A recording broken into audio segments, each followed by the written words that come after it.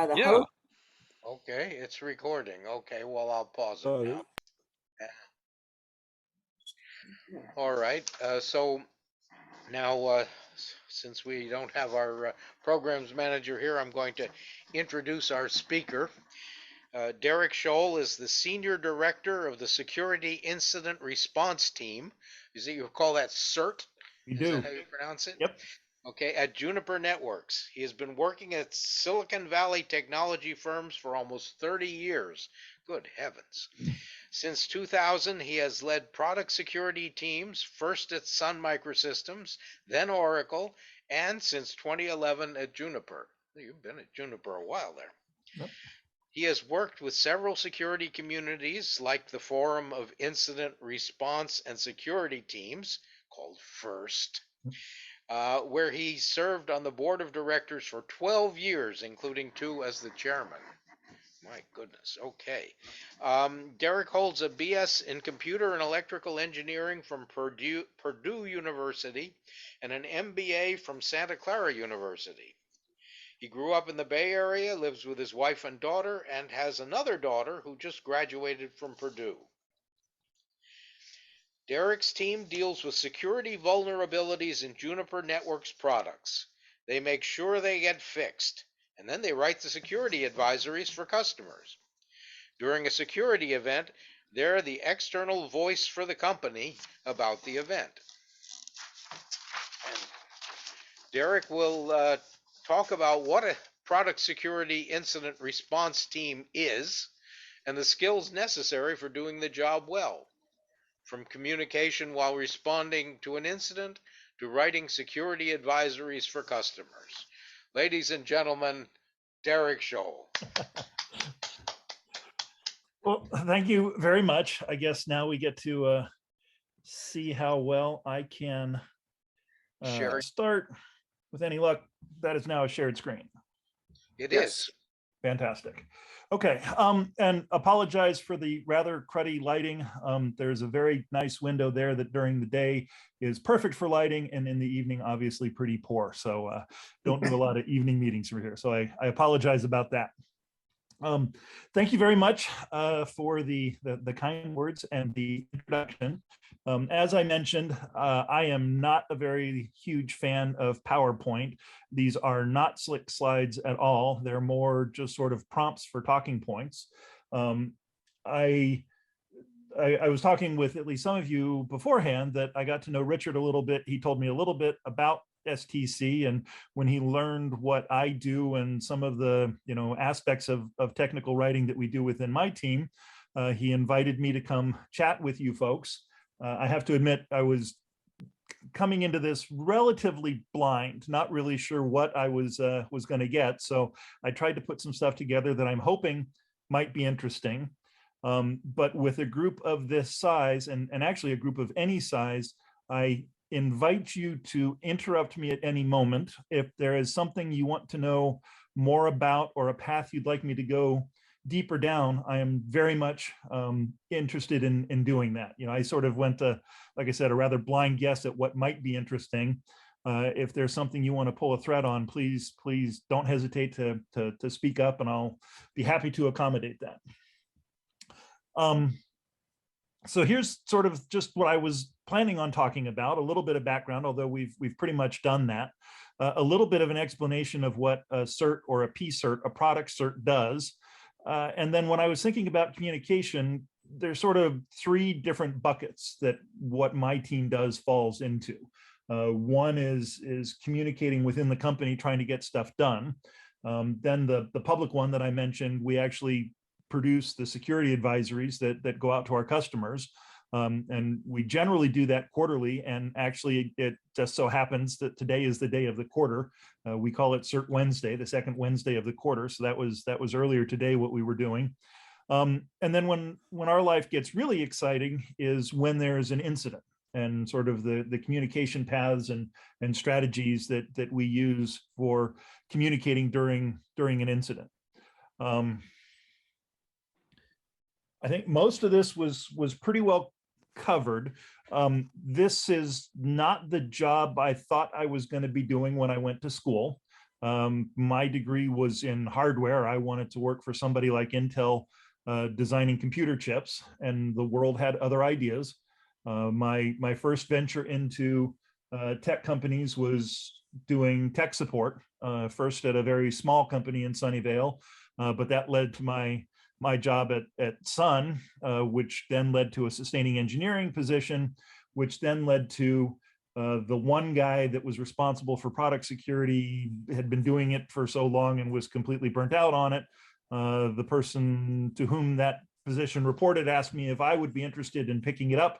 I didn't know anything about security. I could barely spell it in 2000. Accepted the position. 2 weeks later, I was in Chicago at a security conference and absolutely fell in love. And I'll tell you a little bit later about why I fell in love with it. But while doing the techie jobs, it was pretty evident to me that I was never going to be an A-level engineer, but maybe I could be a decent manager. So went back to night school at Santa Clara to get the MBA and sort of wandered down the security path and into management. So why I fell in love with security. The first day that I took the job, the outgoing guy at Sun Microsystems took me out to lunch with the person who did the same job at our two biggest competitors at the time, Silicon Graphics, if you remember them, and Hewlett Packard. And he basically said, these are going to be the two most important people in your world for the time being. And there really is a camaraderie, not just among security practitioners, but even specifically among competitors. And it really is more of a us versus them, a good guys versus bad guys, the protectors versus the attackers kind of mentality. And that always sort of resonated with me. The job's fun, they're challenging, new things happening all the time. Obviously, it's pretty much job security at this point because security is not going away, and there's a lot more demand for this position than there are people who have been doing it for a while. But it is that teamwork and camaraderie that really resonated with me. And perhaps there is no better example than Juniper and Cisco are bitter rivals. We're about 1/10 of the size of them, so we probably think more of them as a rival than they do of us. But when I first became aware of this company called Juniper Networks doing routers and switches, when the people I knew in the security community from Cisco were introducing the new security guy at Juniper into the community, and really were acting as a big brother and shepherding the Juniper guy into this community, because they recognize the importance of all products, everybody on the internet basically figuring out security and being able to do this well. And if you fast forward 17 years later from that first introduction, again, much like the lunch with Sun, my best friend in the industry is the person that does my job at Cisco. And there's a mutual respect that goes with that, but there's also an awful lot of you scratch my back, I scratch yours. And that manifests in a couple of ways, one of which is it's not uncommon for a security vulnerability to be discovered that impacts multiple products, multiple companies' products.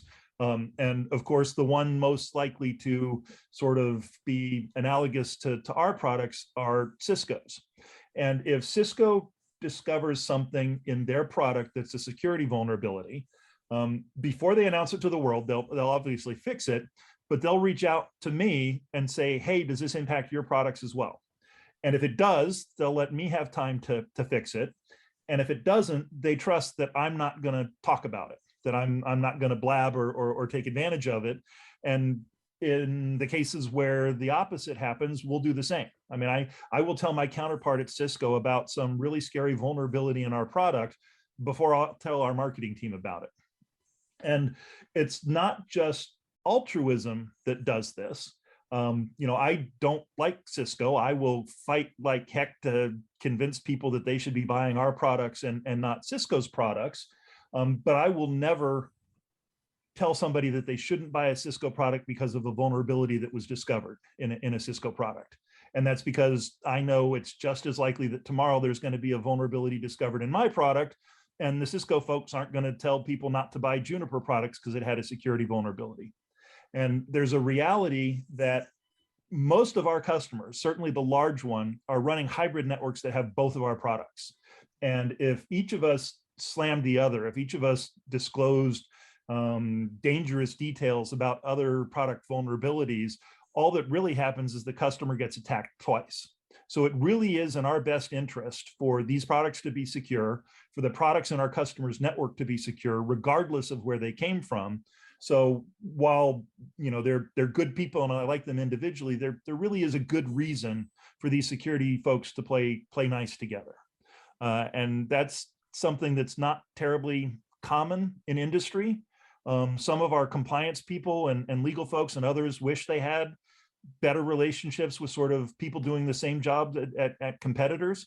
But at least in the product security space, we've really sort of figured this out. And I think it's probably largely because of when we bring new people into this sort of a job, the first thing we do is we take them out to lunch with the folks doing the job at the other company. So it was something that was taught to me early on, and I continued to do, and really helps up-level the satisfaction with the position. The other fun thing about when you say products, do you mean mainly software or hardware products also? Yeah, so at both Sun and Juniper, it really is both. I mean, the money's in the hardware. The software is basically uniquely set to run that hardware. The software is usually where the vulnerabilities lie. Sure. That's where the problems are. But at Sun, it was servers running Sun's, internally developed operating system, Solaris. At Juniper, it's our routers that are running our Juniper OS, JuneOS operating system for the router. So the product really is the combination. And there are trends in the industry where there are more hardware vulnerabilities than there used to be, but still 95% of what we do are dealing with software vulnerabilities. Okay. Another fun thing about this job is it really sits on the intersection between engineering and customer service.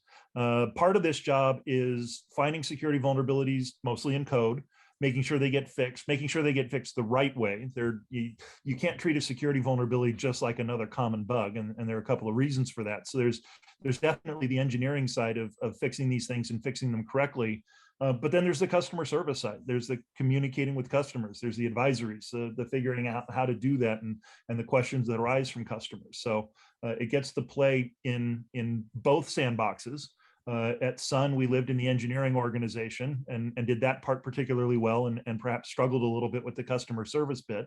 At Juniper, for the first 9 years that I was there, we lived in the customer service organization, and pretty much mirror image. We were pretty good at the customer service bit, but not as effective as we could have been in dealing with our engineering counterparts.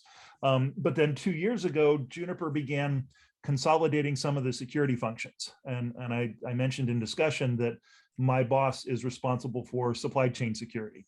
He's also responsible for employee health, safety, and security, physical security, and a few other things. And so we've been consolidating the security forces under that.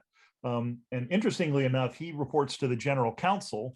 So I technically now live in the legal organization, which is certainly not where I ever thought I'd wind up. But there are actually some benefits, and I'll talk about that a little bit later too. So incident response teams. There are two different so there are probably a dozen different teams at Juniper that call themselves security. We've got people that are building security products. Like I mentioned, my boss has got employee safety and security and his job title. There are people that do threat intelligence, who monitor what's going on in the internet and talk about the kind of bad actors that they're seeing and whatnot. But there are two teams that call themselves incident response teams, or even security incident response teams. There are product CERT, PCERT, which is what I do, the products that Juniper develops and sells. And then the computer security incident response team, those are the people running our network, the people making sure that Juniper.net is secure and protected and stays up. And when something happens of a security nature there, it's our cohorts in CSIRT that respond to those. So if someone's trying to hack into Juniper's network, or someone clicks on a link and installs ransomware on their laptop, or something escapes and customer confidential information gets exposed somehow it shouldn't be, those are the SIRT folks that deal with that. If there is a vulnerability in one of our products, and most often that comes as a result of open source software, there are components in our products, so they tend to be publicly known. In fact, I'll finish this talk talking about, you may have noticed towards the end of last year, a fair amount of hubbub around something called a log4j problem that was shared widely across the industry. That's an incident, and we go into responding to that incident, and I'll sort of walk through how and what we did there. On my SIRT team, and I know that's redundant, on my team, that we have two different types of folks. We have product security engineers who mostly spend their time in a lab replicating issues. When we find out about a vulnerability, sort of confirming that you can do nasty things to a Juniper product with it, install the fix when it's available, make sure that the fix fixes what it's supposed to, determine if there are workarounds or other things you can do to perhaps mitigate the vulnerability before you have an opportunity to install the patch. But so they're basically there with validations and replications and that sort of stuff. Really the more hands-on, get to know all the characteristics of the particular vulnerability. Then there are the incident managers, whose job is twofold. One is to sort of shepherd bugs through the process and make sure that they get fixed adequately and correctly. And then they're also the ones that write the advisories and review the advisories and go through the publication process for them.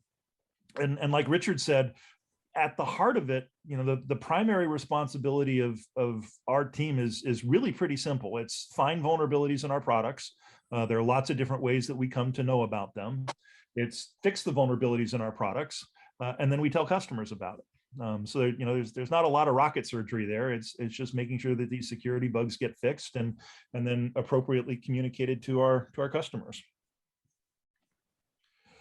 Now I'm going to go a little bit into the weeds here, but early on, and when dealing with security vulnerabilities was relatively new, we in the practitioners of computer security were struggling with the need for a common language, a way that we could all talk about security vulnerabilities with each other, but also a common language that we could use with our customers.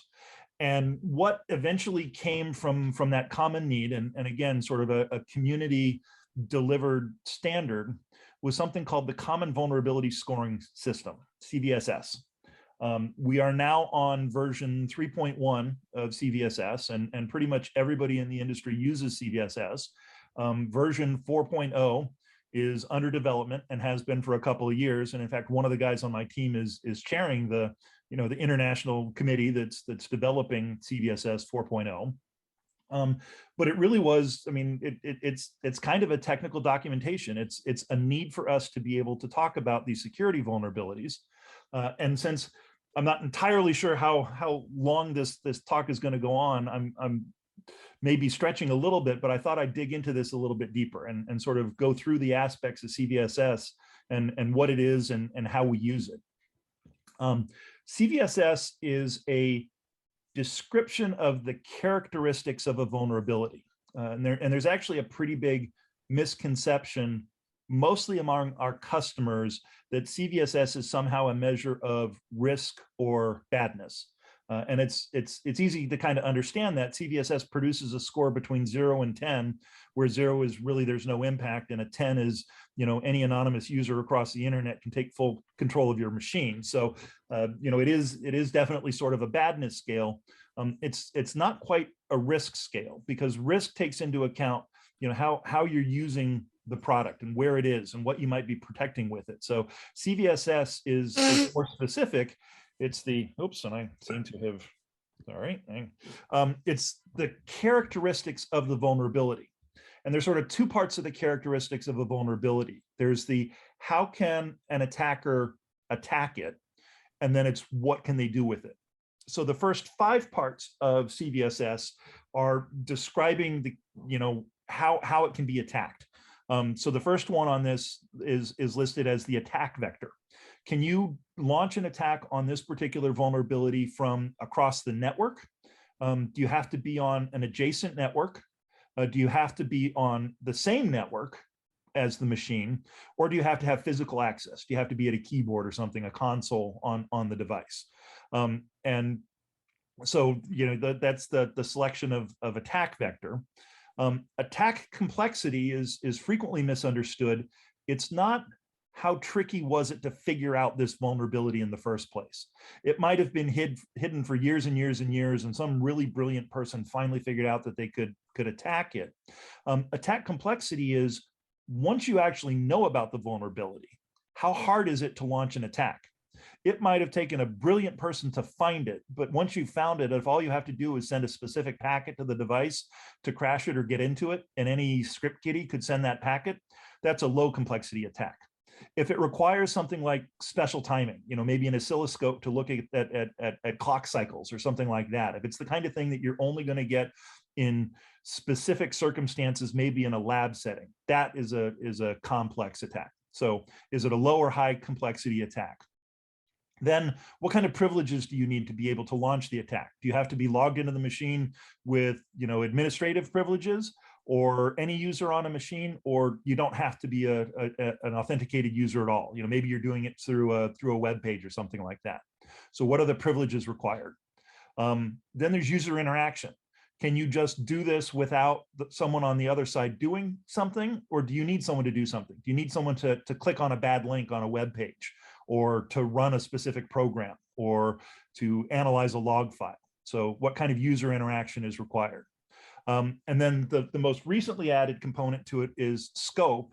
Particularly with firewalls, it's an idea of, does your attack let you do something to the device itself, the firewall itself, or does it bypass through the firewall to attack something else? Does it get around this particular device to do something to another device downstream?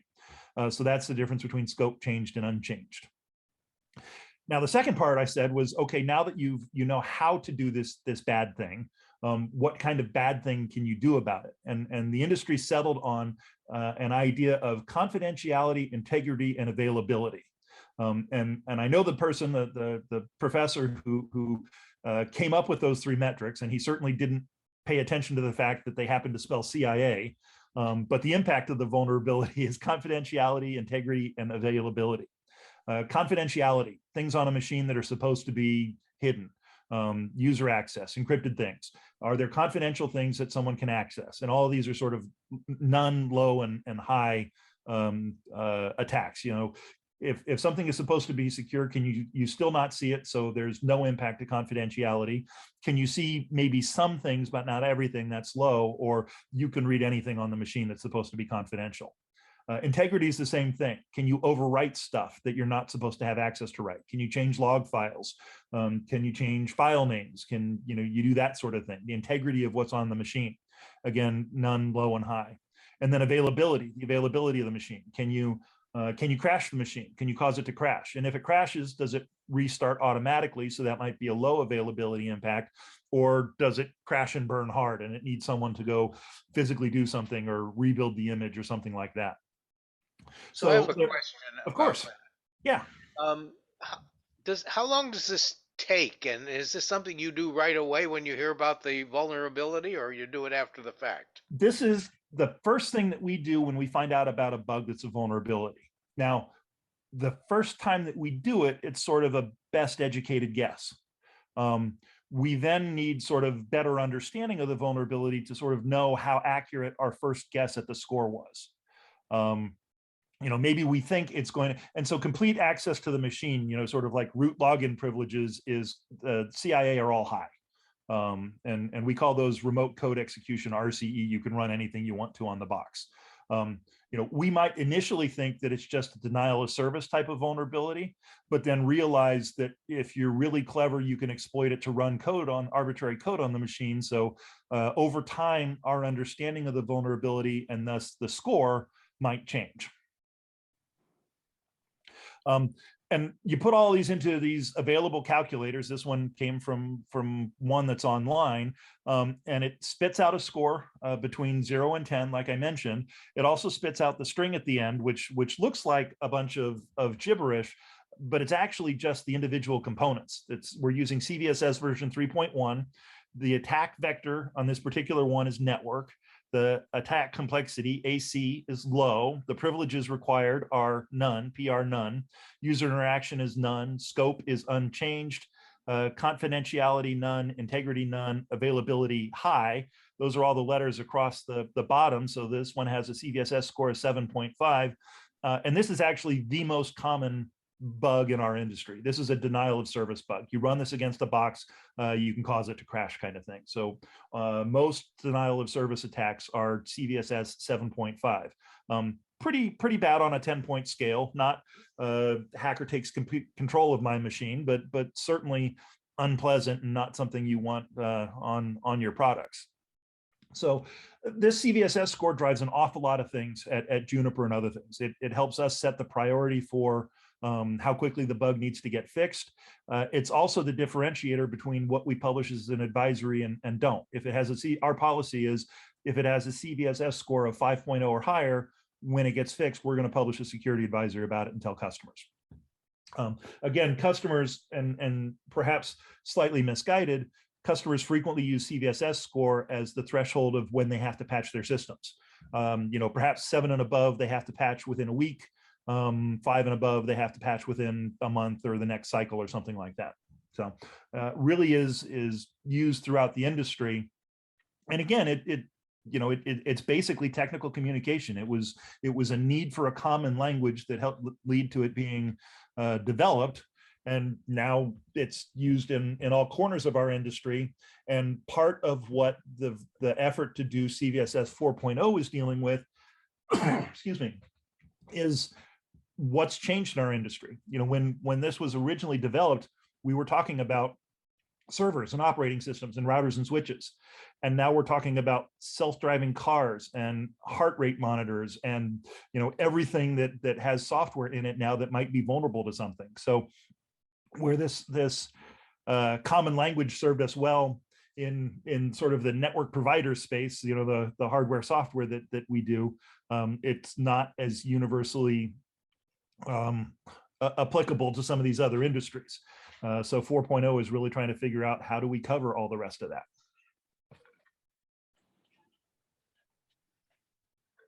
Okay.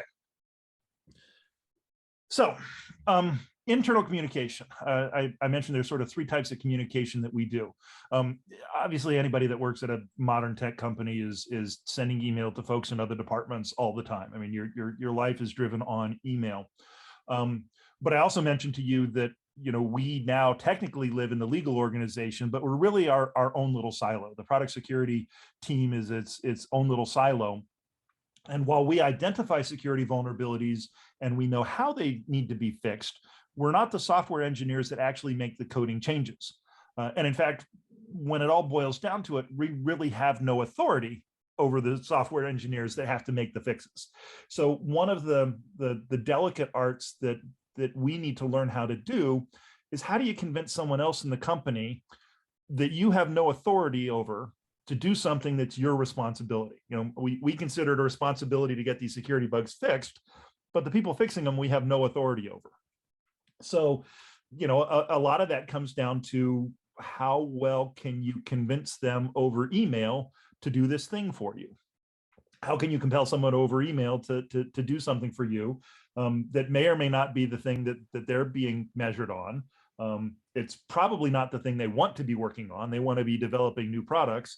And it turns out when you fix a security vulnerability, you've got to fix it in all supported releases of the product. So you got to fix it in a dozen places. So it's even more work than they were planning on doing. So sometimes they don't really even want to do it. So yeah, I see a question. So Oops. hopefully these their job consists of doing a good job and putting out software that's reliable and performing and all of that stuff. And so hopefully the organization would have a way to build metrics into there so that when issues are raised, then there's a way to build that in so that they have incentive to take care of those issues. There are, but let's just say it's not uncommon for the incentives to be more about pushing out new products than fixing the old one. And as I mentioned, a not insignificant portion of the vulnerabilities in everybody's product is a result of the fact that we all use open source software. If we want to do encryption, we're using OpenSSL. We're not writing new crypto algorithms ourselves. And when a vulnerability is found in OpenSSL, it's not because some Juniper guy, put a bad line of code in the code. It's because we used a thing that then eventually was found to have a security vulnerability in it. And now some Juniper guys got to go look at it in our product, figure out what the impact is, figure out if they need to change it. So, there's not necessarily an ownership of, I'm the person who wrote this code in the first place. It has a flaw. I have a duty or responsibility to fix it. It's we as a company made a decision perhaps a decade ago to use this component. Now it's got a bug and somebody's got to go fix it.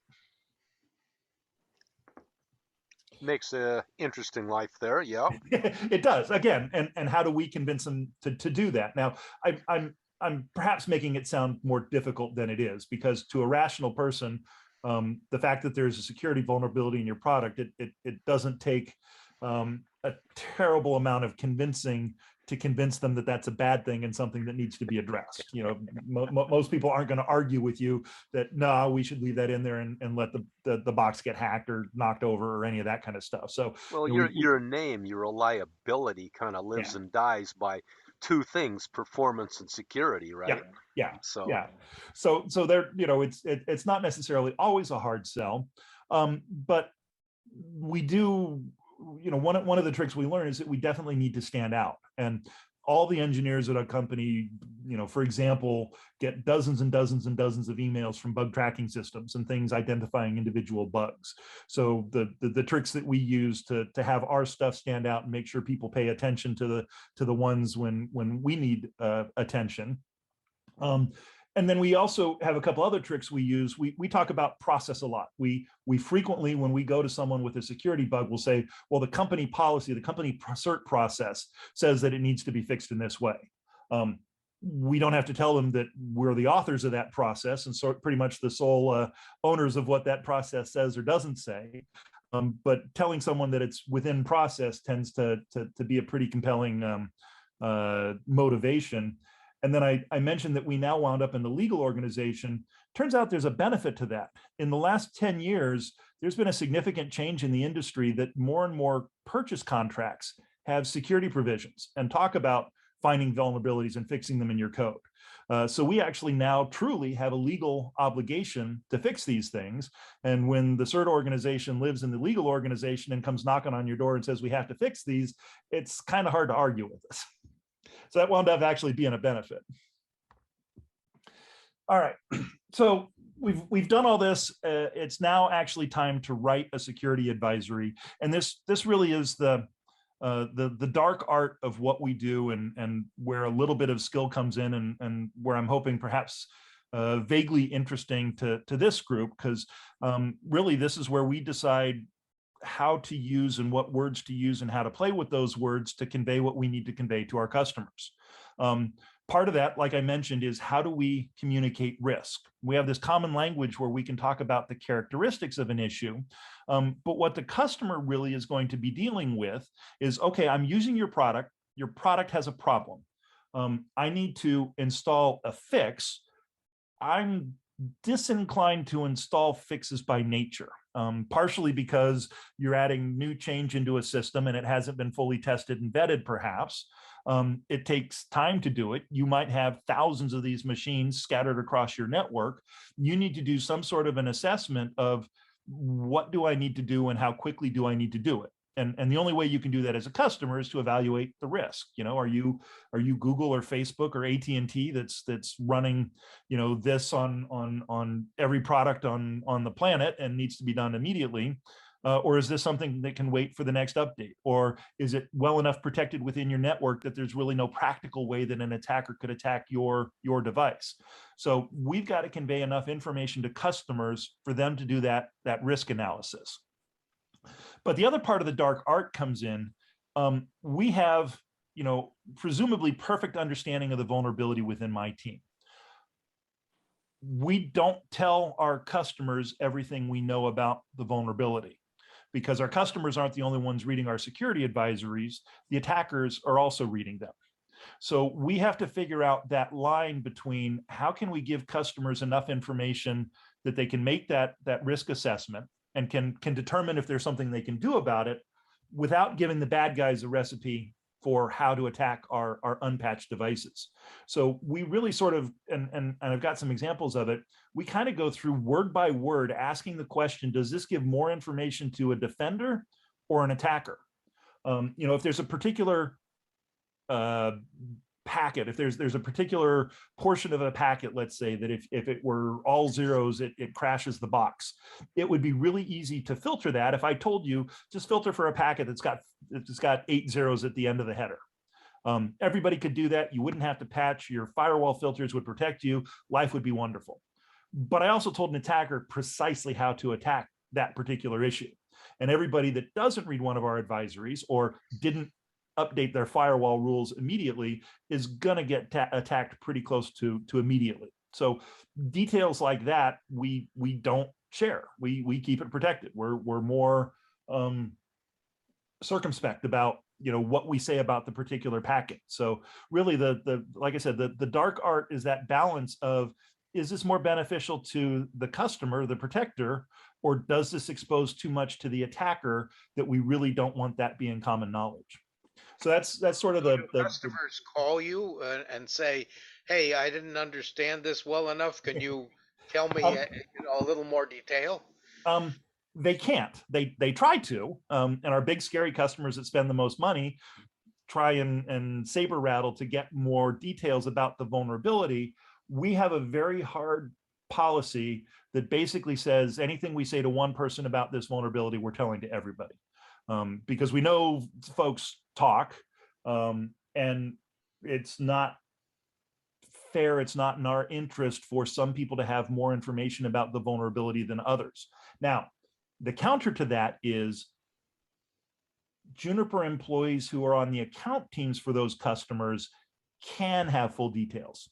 So if you're one of our biggest customers that have account teams, the account team fully understands the vulnerability, knows if it is or isn't going to impact your network, or the kind of things that you can do to protect against it, not filtering for that 8 zeros at the tail end of a header type thing, but maybe it's in core routers and the way you've got your environment segmented, there's no way for that type of a packet to get to these routers or something like that. So you get inside information with an account team, but what we actually say about a vulnerability is all in the advisory, and it's all publicly available, and it's the same message to everybody.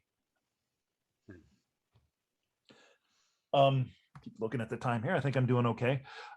So again, when we use some pretty specific language, and this is part of the cheat sheet, and hopefully this is visible, that we use when we're writing our advisories.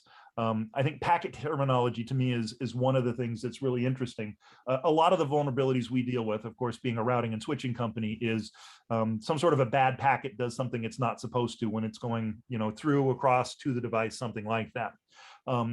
We use very specific language in describing packets to talk about, is it a spoofed packet where someone has manipulated either the source address or the destination address in the header? If you've done something nasty there to try and spoof, pretend you're coming from someplace or going someplace, and that's what's wrong with this packet. Is it that one where there are 8 zeros at the tail end of it, and I know that particular thing is going to do something malicious, or redirect it someplace that it shouldn't be. But those are crafted packets that someone has intentionally done something bad to. Specific could be something that is perfectly normal.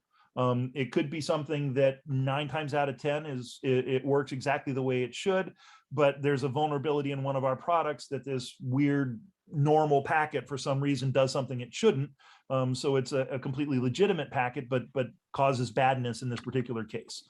Or malformed. Is it something that the RFC says you're not supposed to be able to do, but you still can, and it does bad things? So there's this meticulous use of wording in our advisories that actually conveys more than just the one word.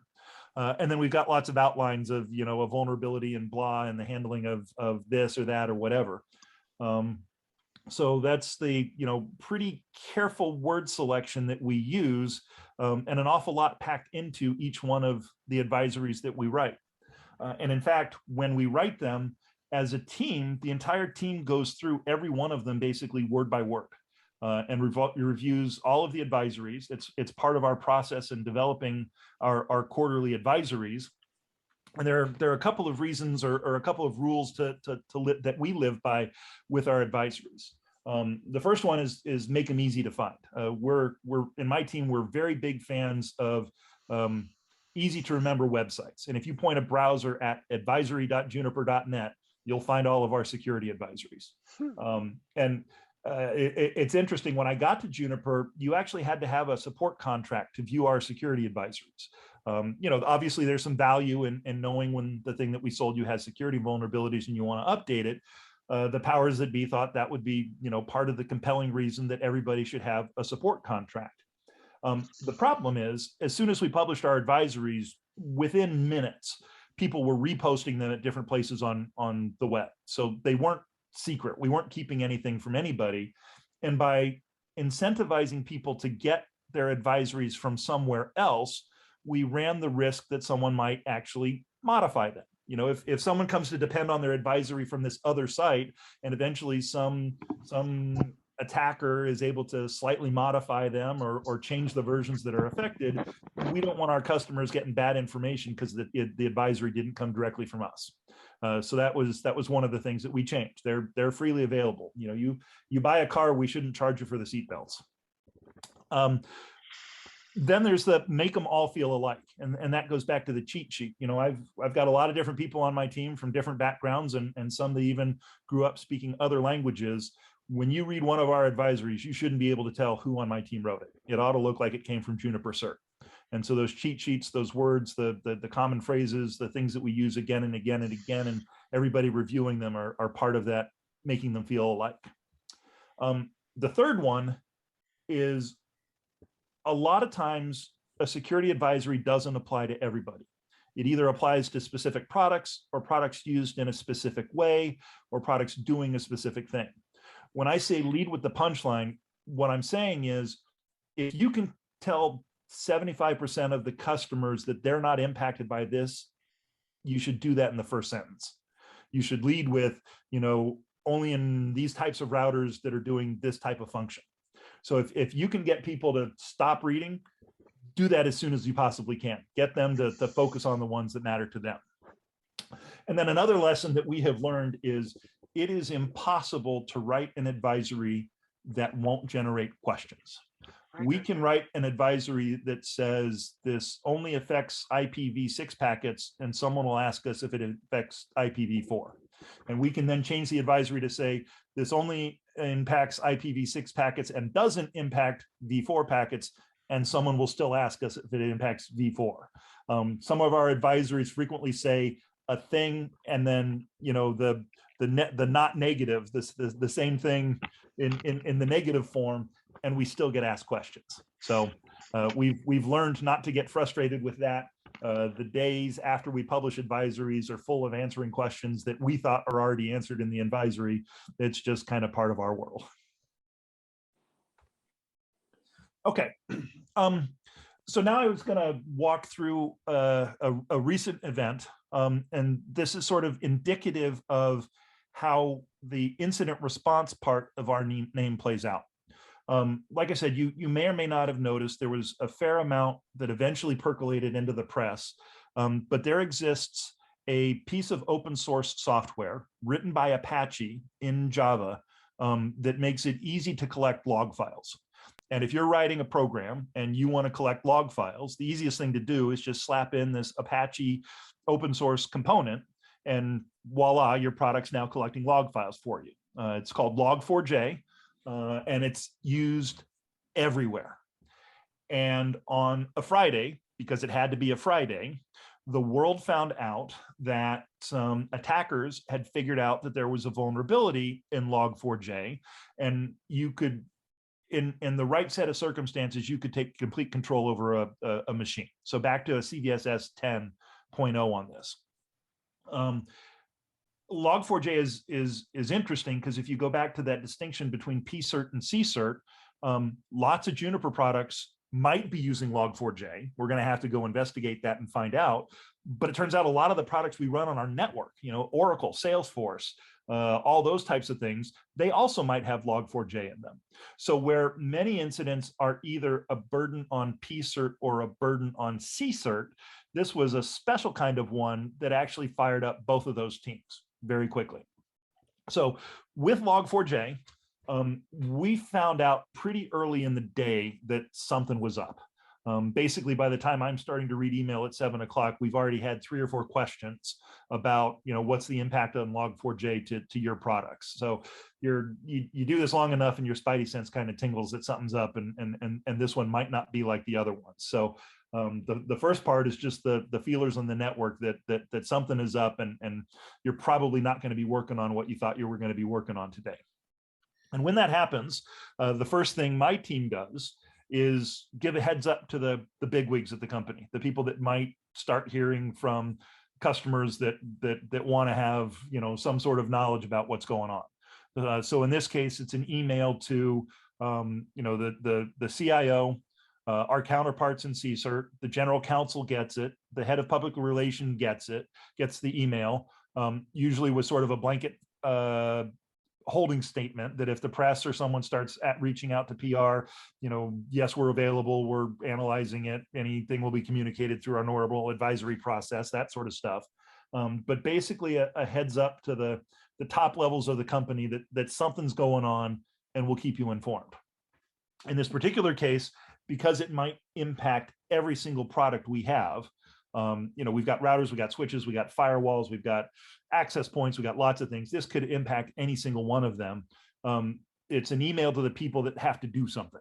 All the different engineering organizations, the product one, heads up, this is going on. Here's what we know. Here's what Apache has announced.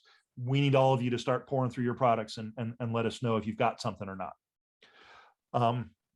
We have worked hard on my team to establish within the company a hot page on our internal server, sirt.juniper.net/blog, that when one of these security incidents takes place, we start documenting it there. And the goal, the hope is that instead of 1,000 different people at the company emailing SIRT at the same time saying, hey, have you heard about this Log4j thing? They'll know that this hot page exists and they'll look there first. And instead of having to answer 1,000 emails, we put one place that has what we know, what we're doing, when updates are coming, and most importantly, what you can tell customers about it, because the entire support organization, is getting asked by their customers. So if we've got here's what you can tell customers, it's a force multiplier for us. So every time one of these happens is more of an opportunity to teach people, look at the SIRT hot page first. So we put that up, and anyone that asks us about it, we're directing towards that hot page on where to go to get their information. Juniper has internal crisis team that may or may not meet with these kind of things, depending on what the impact is. If there's not much for them to do and we're keeping them in pretty good communication of what's going on, that may or may not happen. And then the last part is, when do we tell customers about it? Do we immediately publish a content-free advisory that says, yeah, we know about this, we're investigating, we'll say something later? Or do we wait a little bit until we have more information to publish something and tell customers, some real info? I will share honestly with you that I blew item number 6 in this particular event. By Friday evening, we still didn't have any hard information other than, yeah, we know about it, we're working on it. I assumed most people would know that, of course, we're working on it, and decided to wait until Monday to publish when we have more information. Got a lot of grief over the weekend for not having a content-free advisory up. So even if you've been doing this for 20 years, sometimes you screw up. And I screwed that one up. but then you work the incident. So, again, a fair amount of communication, both internally with execs, with customers, all sorts of stuff. But that's kind of the life that we walked through in dealing with this incident. And only one other one. I was aiming at about 45 minutes, so hopefully I'm pretty close to this. Every once in a while, there's one of those CNN moments, and it doesn't happen often, but there have literally been days when my parents have seen what I do on CNN. We had a pretty critical one a number of years ago, and it hit at a time when our general counsel was brand new. One had just retired and a new one had just started. And our chief information officer, CIO, was also relatively new. And this one was a pretty bad incident that happened to us. And we were trying to determine what we were going to do about it. And I have to say, I'm extremely proud of the company that I work at, because when we got together to talk about how we were going to respond to this incident and how we were going to talk to our customers about this incident, we set a couple absolute ground rules. And they may seem obvious, but when something bad happens to your company, not every company necessarily reacts in this way. And the absolute golden rule was that we weren't going to lie about it. We weren't going to say anything that was untrue. There were definitely details about what happened that we didn't want to be public, and we were going to try and keep those private. We didn't think customers needed to know about them. But this is security, and we were going to know that they might get out one way or another. And we were going to expect them to get out. And more importantly, everything we did or said publicly was going to stand up to the scrutiny of all of the details eventually getting exposed. We didn't want to have to change our statement because now people knew more about it. We might not give you all of the details, but if you had all of the details, everything we said was going to stand up to that scrutiny. And again, much like does it impact IPv4 if you said IPv6? We wound up repeating ourselves a lot. We were very specific in the advisory, and people still felt a need not just to read the advisory, but have that direct contact with someone replying to their questions. So it wound up being a really busy time for us. But at the end of it, we got an awful lot of praise for being as transparent as we were. And, in these pretty simple rules, don't lie to your customers, but when you can demonstrate that you actually believe that, it wound up being pretty powerful for us. So that was the fun of a true CNN moment incident that we got to deal with. And that's kind of it, getting people communicating with the company to get them to do stuff, publishing advisories to tell customers about stuff, and dealing with security incidents. And it's enough to keep me doing this stuff for a couple of decades. That's what I got. Well, wonderful. Thank you. Thank you very much. Anybody have any questions? Have you dealt with, you mentioned ransomware, but have you dealt with that? And how do you deal with it? Yeah, that is a challenging question. Knock on wood, we have not had to deal with one in our network, and that would be our partner organization, the SIRT folks, that would be dealing with that. Every company will tell you that we make regular backups of our stuff and we would never pay a ransomware ransom until it happens and you find out that your backups don't actually back everything up, or that your backups are infected, or your backups didn't work the way you thought they would, and you're suddenly faced with a near-death experience of, if we can't get this stuff back, we don't have a company anymore. And that's how ransoms get paid. The Colonial Pipeline one that got an awful lot of attention a couple of years ago, it didn't impact their fuel delivery system. They could still move gas throughout their network. Oh yeah. What it did was it took out their invoicing network. They couldn't keep track of who owed them money and who was going to have to pay for this stuff. And they realized, we don't have a company if we can't generate revenue. So they made the decision to pay the money. It was a lot of money too, wasn't it? It was a lot of money. Yeah. And amazingly, the FBI got most of it back. Oh, really? Oh, yeah. Yeah. Basically minus some transaction fees. But there's a whole different rabbit hole down, the cryptocurrency world about ransomware being paid and that sort of stuff. So Yeah, it's truly terrifying. Yeah, we do what we can with backups and preparation and training employees not to click on suspicious links and not to open attachments and stuff like that. But most of the employees are still human, and sometimes things happen.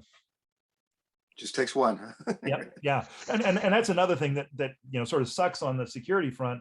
We've got this massive castle, and we've got to protect all the sides of this castle and every port of entry and every window and every whatever. The attackers only have to find one of them that's open. Yeah. Right. Yep. I have a question, and that is, who actually does the writing? Do you participate in the writing? Do you have a writing team that works with you for this? Do you work with your tech writers? We do not. We write them all ourselves. We actually have a tool that, going back to that cheat sheet, that sort of has those common phrases that we use, where we fill in some of the specific bits, and it generates the text, and then we go through the text and modify it to, sometimes the tool doesn't have perfect English or say it exactly the way we want to. But we start with the bare bones facts. It's in this release, it's not in that release, it's this system, it's this daemon that's running, it's this whatever.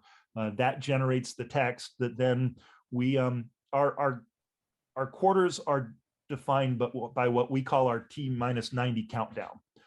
So 90 days before the advisory comes out, there's a task that we do. At 45 days, we're beginning to get an idea of what's actually going to be in that advisory bundle.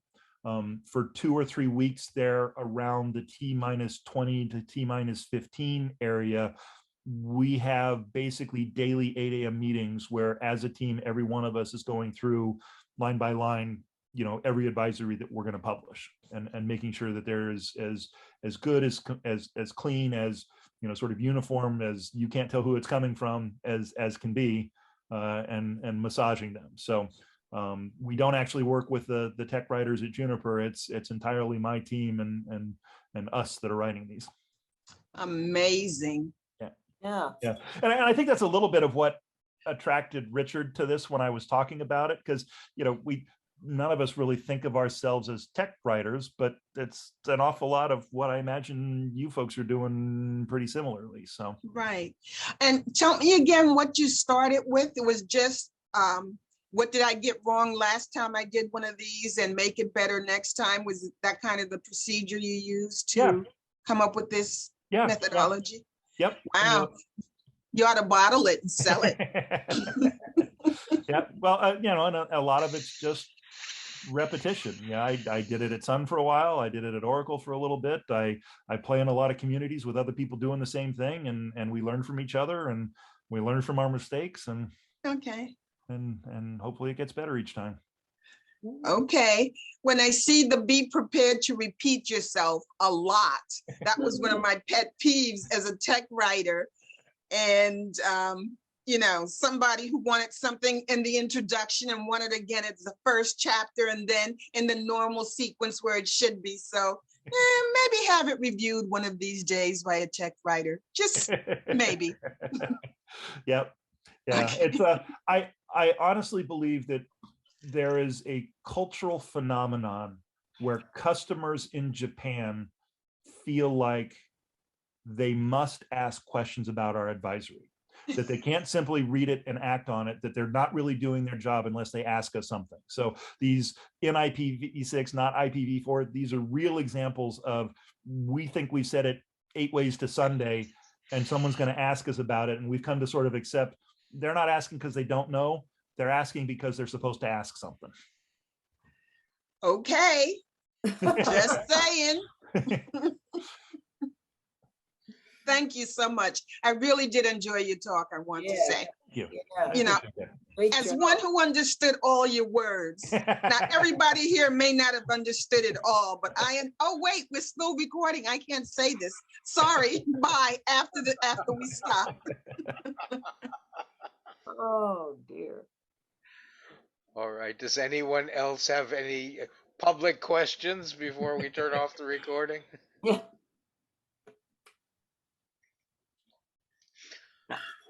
All right. I'm going to stop the recording. Thank you very much. We appreciate this very much. My pleasure. Thank you for having me. Indeed. like I said, it was my pleasure. Thanks for having